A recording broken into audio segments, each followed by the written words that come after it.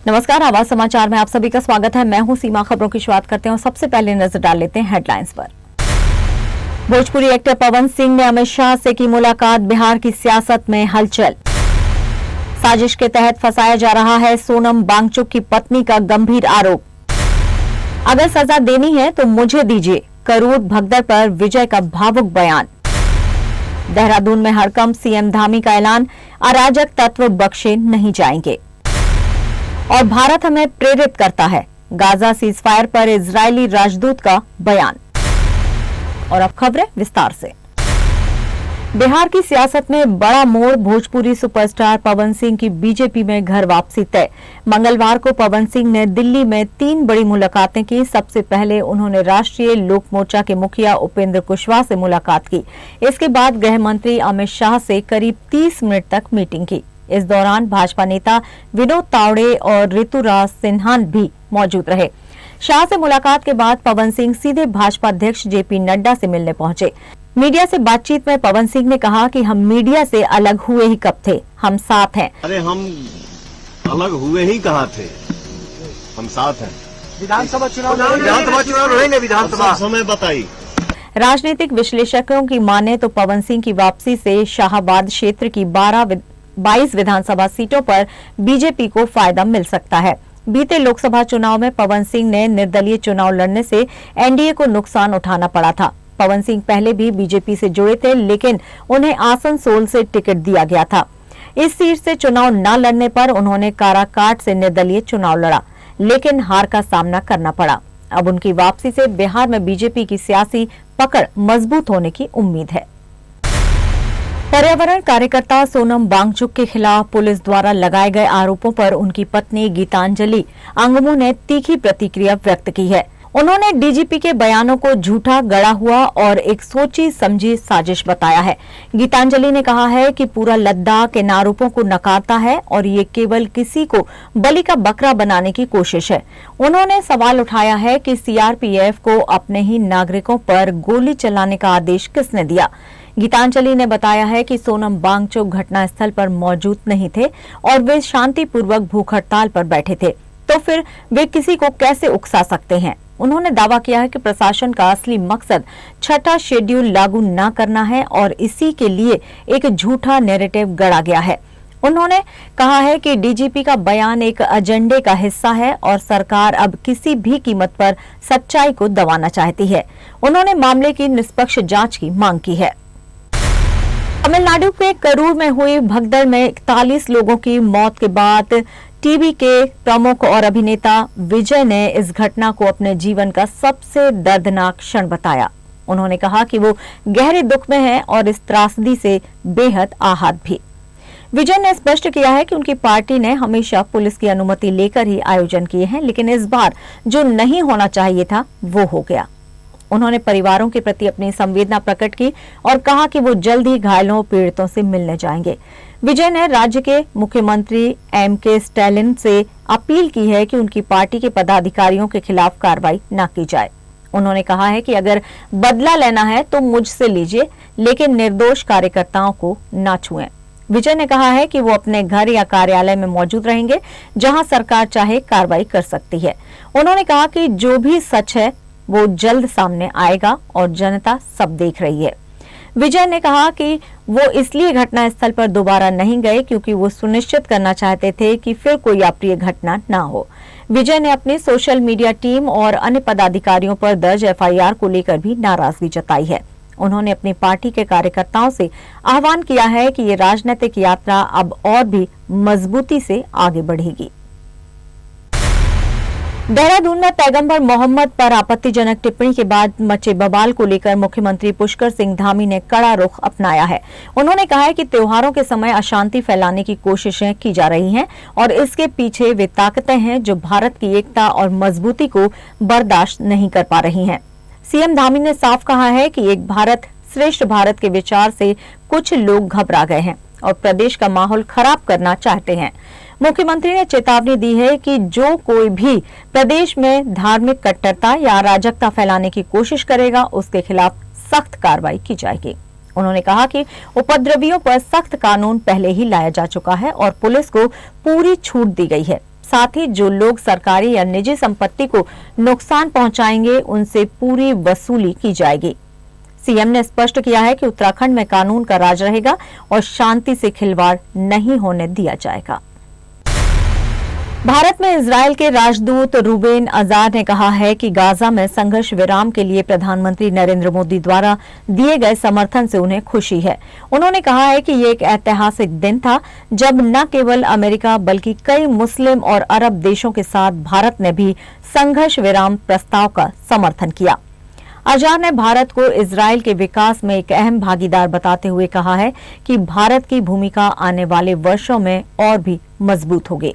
दोनों देशों के बीच सोच आतंकवाद के खिलाफ एक जैसी है और इजरायल भारत से प्रेरणा लेता है। राजदूत अजार ने बताया है कि इजरायल अगले 10 वर्षों में $200 अरब के विकास ठेके जारी करेगा, जिनमें भारत के लिए अपार अवसर मौजूद हैं। उन्होंने विश्वास जताया है कि अंतर्राष्ट्रीय दबाव के चलते हमास भी संघर्ष विराम की दिशा में आगे बढ़ेगा। अजार ने कहा है कि इजरायल कट्टरवाद के खिलाफ है और भारत की आतंकवाद विरोधी नीति को बेहद सम्मान से देखता है। खबरों में यहां लेंगे छोटा सा ब्रेक। आप बने रहिए आवाज समाचार के साथ।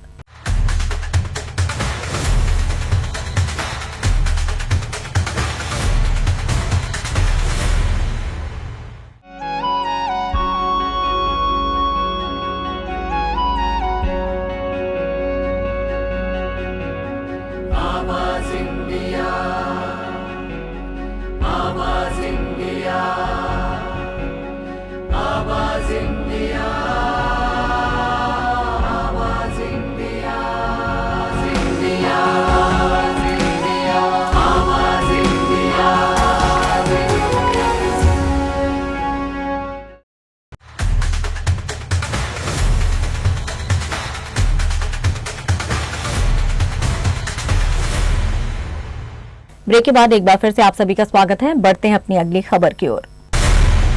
बिहार से बड़ी खबर है। राज्य निर्वाचन आयोग ने विशेष गहन पुनरीक्षण यानी कि एसआईआर की प्रक्रिया पूरी करने के बाद अंतिम मतदाता सूची जारी कर दी है। मतदाता अब घर बैठे अपना नाम इस लिस्ट में देख सकते हैं।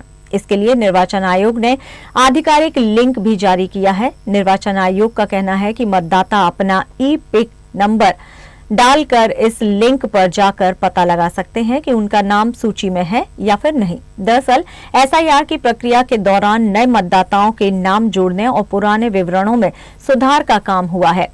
जिन लोगों ने फॉर्म 6 भरकर आवेदन किया था उनके नाम भी इस बार की फाइनल लिस्ट में शामिल कर दिए गए हैं। बिहार निर्वाचन आयोग ने मंगलवार यानी कि 30 सितंबर को फेसबुक पोस्ट के जरिए ये जानकारी साझा की। पोस्ट में साफ लिखा गया है कि विशेष गहन पुनरीक्षण के बाद अंतिम निर्वाचन सूची का प्रकाशन कर दिया गया है। आपको बता दें कि वोटर लिस्ट में शामिल होना बेहद अहम है, क्योंकि चुनाव के दौरान मतदान करने के लिए आपका नाम इस सूची में होना जरूरी है। अगर आपका नाम इस फाइनल लिस्ट में नहीं है तो आप वोट नहीं डाल पाएंगे। इसलिए आयोग ने सभी मतदाताओं से अपील की है कि जल्द से जल्द लिंक पर जाकर अपनी डिटेल्स चेक करें और अगर कोई गड़बड़ी दिखे तो समय पर रहते सुधार करवा लें। मुंबई से दिल्ली आ रही इंडिगो एयरलाइंस की फ्लाइट को बम से उड़ाने की धमकी मिली है। फ्लाइट नंबर 6E762 में सवार थे करीब 200 यात्री। धमकी मिलते ही विमान में अफरा तफरी मच गई और दिल्ली एयरपोर्ट पर पूर्ण आपातकाल घोषित कर दिया गया। इंडिगो एयरलाइंस के प्रवक्ता ने कहा है कि विमान के भीतर सुरक्षा संबंधी खतरे की सूचना मिलते ही स्थापित प्रक्रिया और नियमों के तहत तुरंत संबंधित अधिकारियों को सूचना दी गई। दिल्ली हवाई अड्डे पर स्थिति को देखते हुए सुरक्षा बढ़ा दी गई और विमान की सुरक्षित लैंडिंग कराई गई। ये फ्लाइट एयरबस A321 नियो विमान द्वारा संचालित थी और सुबह 7:53 पर दिल्ली पहुंची। यात्रियों की सुरक्षा सुनिश्चित करने के लिए विमान की पूरी तरह से जांच कराई गई। इंडिगो ने अपने बयान में कहा है कि हमने यात्रियों की असुविधा को कम करने के लिए हर संभव प्रयास किया है। उन्हें लगातार अपडेट दिया गया और जलपान भी उपलब्ध कराया गया ताकि फ्लाइट के अंदर डर का माहौल न बने। फिलहाल सुरक्षा एजेंसियां ये पता लगाने में जुटी हैं कि धमकी भरा फोन आखिर किसने और कहां से किया। अधिकारियों का कहना है कि सभी यात्री सुरक्षित हैं और हालात अब नियंत्रण में हैं। बरेली में आई लव मोहम्मद विवाद को लेकर जुमे की नमाज के बाद भड़की हिंसा मामले में एक और बड़ी कार्रवाई हुई है। मौलाना तौकीर रजा के दामाद मोहसिन रजा को पुलिस ने गिरफ्तार कर लिया है। दरअसल सीएम योगी आदित्यनाथ ने हिंसा भड़काने वालों पर कड़ी कार्रवाई के निर्देश दिए थे। इसके बाद बरेली पुलिस और प्रशासन लगातार एक्शन में है। मोहसिन रजा के खिलाफ भी शिकंजा कसा गया है। बरेली नगर निगम की टीम बुलडोजर लेकर उनके घर और संपत्तियों पर पहुंची। कार्रवाई के दौरान मोहसिन रजा ने विरोध किया, जिसके बाद पुलिस ने उसे हिरासत में ले लिया। बाद में उनकी औपचारिक गिरफ्तारी हो गई। इसी कड़ी में मोहसिन रजा के रिसोर्ट और मैरिज लोन को सील कर दिया गया है। इतना ही नहीं, उन्होंने जिस अवैध ई रिक्शा चार्जिंग स्टेशन का संचालन कर रहा था, उस पर भी बुलडोजर चलाया गया। गौरतलब है कि 26 सितंबर को जुमे की नमाज के बाद तौकीर रजा ने लोगों को जुटने का आह्वान किया था। देखते ही देखते भीड़ बेकाबू हो गई और हिंसा फैल गई। पुलिसकर्मियों पर पथराव और गोलीबारी भी हुई। इस हिंसा में 10 पुलिसकर्मी घायल हुए थे। तौकीर रजा को पहले ही गिरफ्तार कर लिया गया था और अब उनके दामाद मोहसिन रजा पर भी कार्रवाई शुरू हो चुकी है। मुंबई के कुर्ला इलाके से एक विवादित वीडियो सामने आया है। वीडियो में कुछ लोगों पर आरोप है कि वे जबरन कार, ऑटो और टू व्हीलर पर आई लव मोहम्मद के स्टिकर चिपका रहे हैं, जिसे लेकर वीडियो वायरल हुआ। इस वायरल वीडियो को लेकर अब सियासी घमासान शुरू हो गया है। बीजेपी नेता किरीट सोमैया ने ऐलान किया है कि खुद कुर्ला जाएंगे और देखेंगे कि आखिर उनकी गाड़ी पर कौन इस तरह का स्टिकर लगाता है। सोमैया ने सीधे शब्दों में कहा है कि ये धार्मिक भावनाओं से जुड़ा मामला है और किसी को भी जबरन किसी के वाहन पर स्टिकर लगाने का हक नहीं है। उन्होंने चुनौती दी है कि अगर हिम्मत है तो उनकी गाड़ी पर कोई स्टिकर लगाकर दिखाए। इधर इस पूरे प्रकरण पर पुलिस की भी नजर है। सुरक्षा के लिहाज से कुर्ला इलाके में अतिरिक्त बल तैनात कर दिया गया है, ताकि माहौल बिगड़ने से पहले ही हालात पर काबू पाया जा सके। यानी एक तरफ वीडियो वायरल होने से लोगों में गुस्सा है, वहीं दूसरी ओर किरीट सोमैया के मौके पर जाने के ऐलान से सियासी पारा और चढ़ गया है। मुंबई के कुर्ला परिसर में कुछ मुस्लिम गुंडे जबरदस्ती से वहां से निकलने वाली car, auto rickshaw, two wheeler के ऊपर आई लव मोहम्मद के स्टिकर चिपका रहे हैं। गली न्यूज द्वारा यह वीडियो लाखों लोगों को भेजा जा रहा है।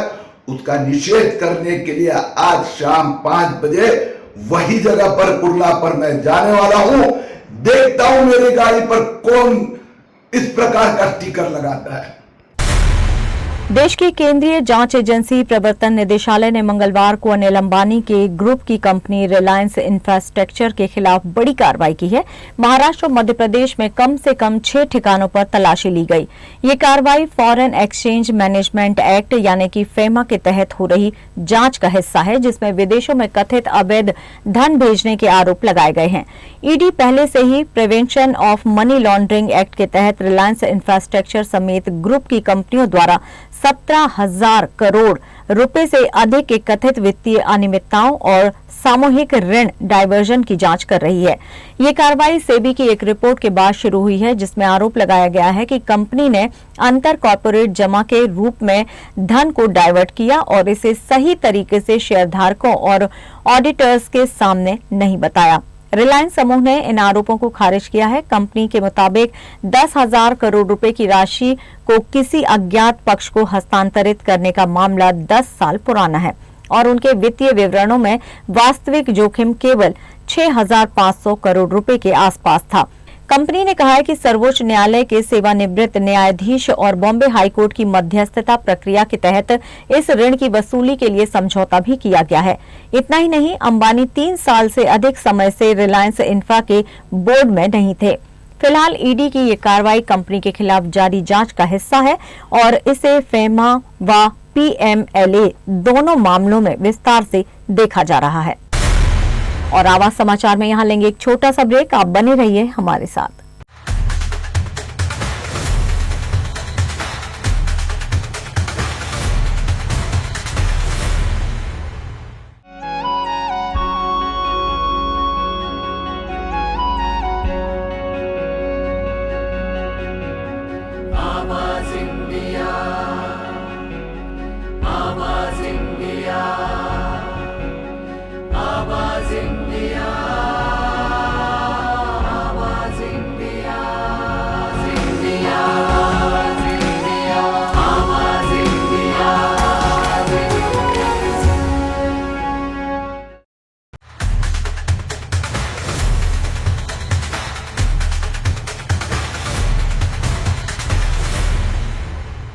ब्रेक के बाद एक बार फिर से आप सभी का स्वागत है। बढ़ते हैं अपनी अगली खबर की ओर।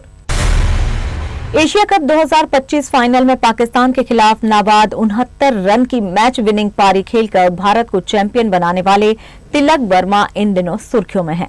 दुबई में खेले गए हाई वोल्टेज फाइनल में तिलक ने 53 गेंदों में 3 चौके और 4 छक्के की मदद से टीम इंडिया को आखिरी ओवर में जीत दिलाई। 29 सितंबर को जब वो अपने शहर हैदराबाद पहुंचे तो उनका जोरदार स्वागत किया गया। मीडिया से बातचीत में तिलक ने कहा है कि वो कप्तान सूर्य कुमार यादव की इस बात से सहमत है कि अब भारत पाकिस्तान कोई बड़ी प्रतिद्वंदता नहीं रही। उन्होंने कहा कि पाकिस्तान हमारी टीम के सामने टिकने लायक नहीं है, लेकिन फिर भी मुकाबले का दबाव जरूर था। तिलक ने बताया कि जब वो बल्लेबाजी करने आए तब टीम मुश्किल में थी और पाकिस्तान के खिलाड़ी स्लेजिंग कर मानसिक दबाव बनाने की कोशिश कर रहे थे। उन्होंने कहा, हमने 3 विकेट जल्दी गंवाए तो पाकिस्तानी खिलाड़ी हम पर हावी होने लगे, लेकिन मैंने तय किया था कि इन बातों में नहीं उलझना है। मेरे दिमाग में सिर्फ देश था और मेरा मकसद था भारत को जीत दिलाना।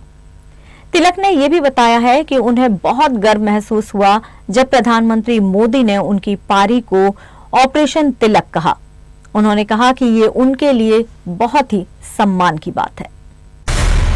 शारदीय नवरात्रि के अष्टमी तिथि पर अभिनेता वरुण धवन ने दुर्गा अष्टमी की शुभकामनाएं देते हुए कन्या पूजन और भोज का आयोजन किया। उन्होंने अपने घर पर छोटी बच्चियों को आमंत्रित कर पारंपरिक पूरी, सब्जी, खीर और हलवे से उनका सत्कार किया।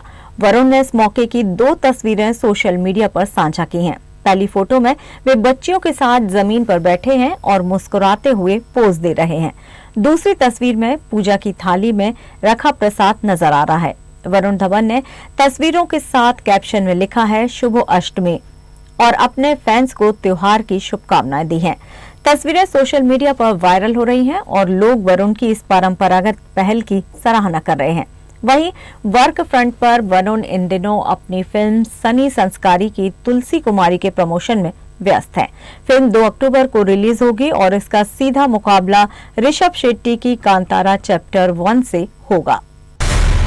दुर्गा अष्टमी के शुभ अवसर पर अभिनेत्री बिपाशा बसु ने अपने पति करण सिंह ग्रोवर और बेटी देवी के साथ मुंबई के नॉर्थ बॉम्बे सार्वजनिक दुर्गा पंडाल में मां दुर्गा का आशीर्वाद लिया। इस दौरान बिपाशा लाल रंग की साड़ी में बेहद खूबसूरत नजर आई, जबकि उनकी बेटी देवी भी पारंपरिक अंदाज में दिखी। पंडाल से बिपाशा और उनकी बेटी का एक वीडियो सोशल मीडिया पर तेजी से वायरल हो रहा है। बिपाशा ने वहां मौजूद कैमरों पर मुस्कुराते हुए पोज दिया और लोगों को शुभ अष्टमी की बधाई भी दी। करण सिंह ग्रोवर भी इस पूजा में सादगी भरे लुक में नजर आए। बिपाशा ने सभी फैंस और शुभचिंतकों का आभार जताया। फिलहाल आवाज समाचार में इतना ही, लेकिन आप देखते रहिए आवाज इंडिया। नमस्कार।